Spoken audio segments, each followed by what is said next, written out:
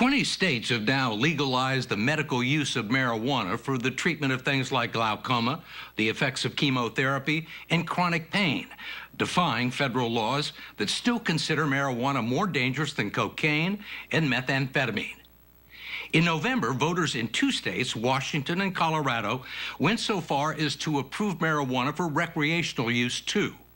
And as we first reported before that vote, if you want to know what legalized marijuana might look like, the place to go is Colorado, which has the most developed medical marijuana industry in the country. In Denver, if you want to find a medical marijuana dispensary, just look for the Green Cross. You won't have to go far. There are 204 of them in the Mile High City. That's roughly 3 times the number of Starbucks and McDonald's combined. They come in all sizes and shapes. There is the health food store motif in 70s-style head shops. There are storefronts pitching low-cost weed and boutiques offering gourmet ganja. No stems and seeds here, just walnut-sized buds freshly harvested from the cultivation room out back. When patients arrive, this is where they'll have to show their patient registry card and their driver's license to gain access to the actual marijuana center itself. You could smell it. This is all private enterprise, licensed, regulated, and taxed by the state. It was enshrined in the Colorado Constitution after voters approved an amendment allowing the sale of marijuana to people who can demonstrate that they may benefit from its avowed medicinal properties. Matt Cook, a former narcotics officer, wrote the law and served as the state's first director of enforcement.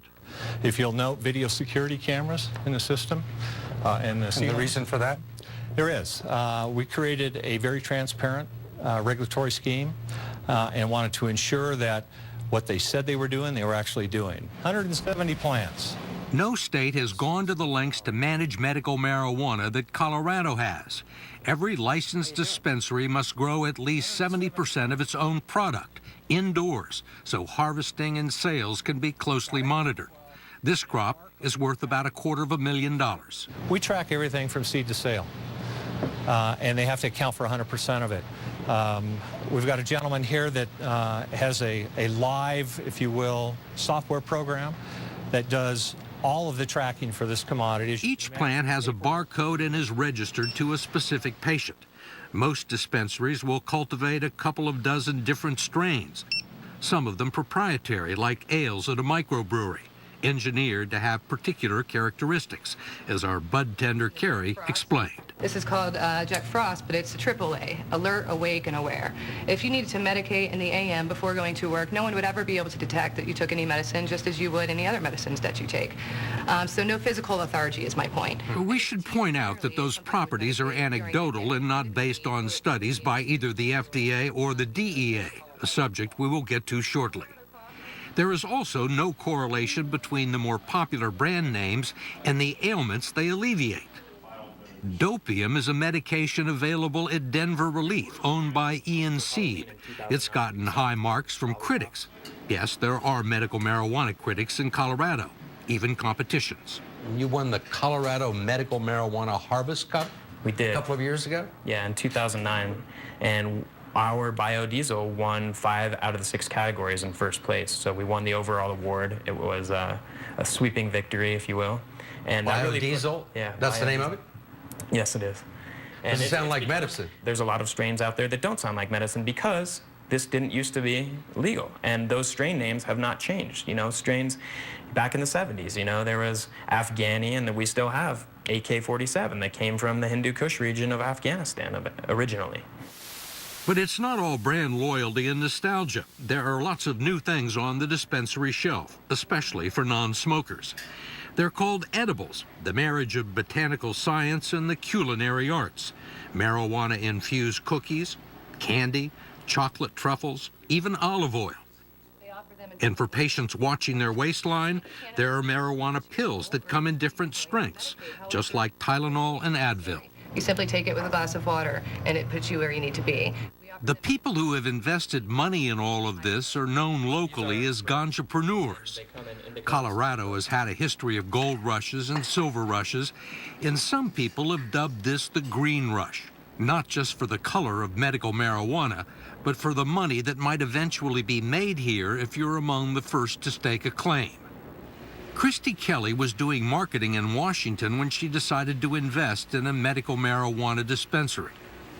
There's not a lot of opportunities in any one lifetime where you can be a part of something from such an early stage. And so ultimately my partners begged me to come out, and my husband and I packed up our bags and shut down our life in DC and moved out here. The company's evolution has been fairly dynamic. Trip Kieber is CEO of Dixie Elixirs, the leading manufacturer of cannabis-laced edibles. It supplies most of the state's 537 dispensaries from this factory, which he calls state-of-the-art for the industry, which means small scale. So here we have Lexi, who is one of our production specialists. She's preparing our medicated chocolate rolls, which are certainly one of our most popular edibles products. It smells really good. It looks good.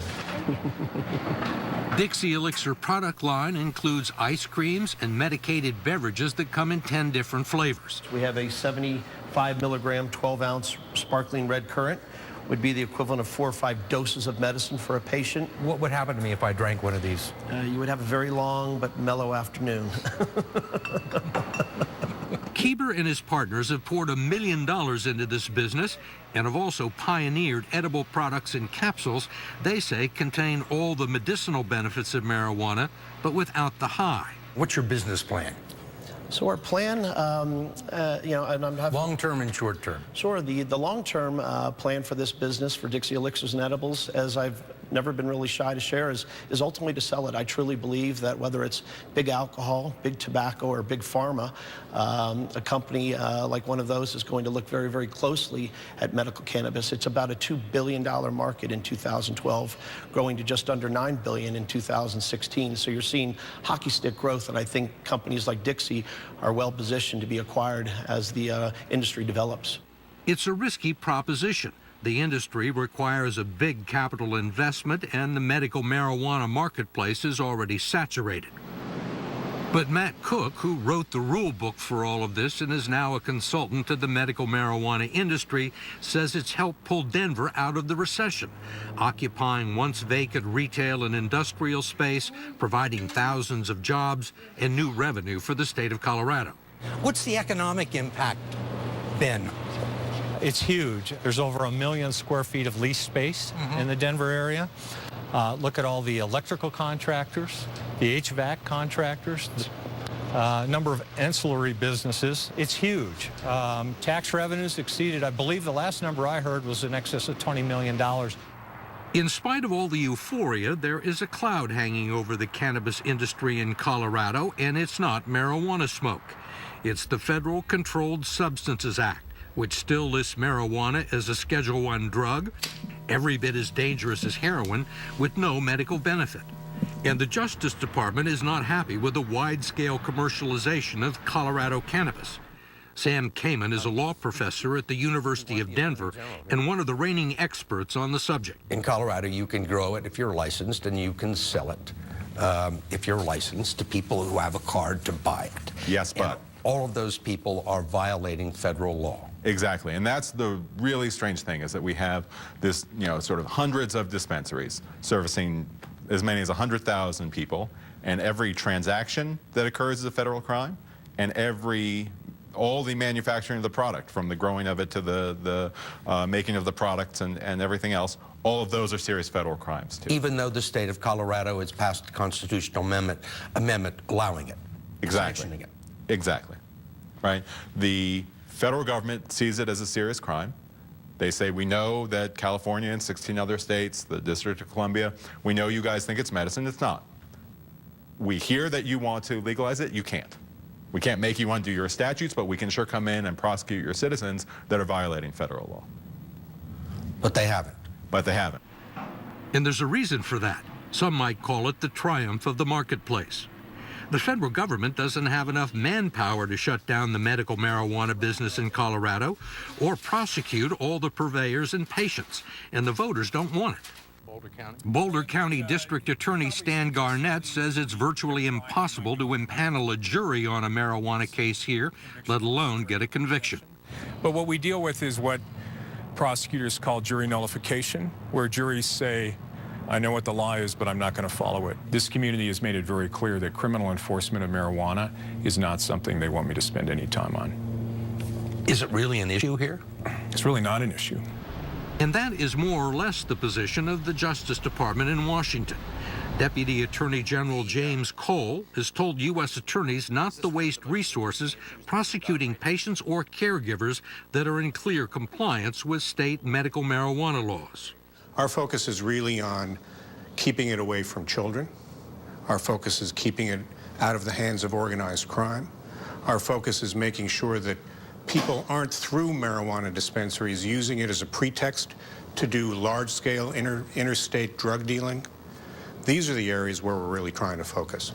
So the message is, if you're licensed in the state of Colorado and you follow the law, then you should be okay. Each case is going to rise and fall on its own unique facts. Any of that is still in violation of the Controlled Substance Act, of the federal law.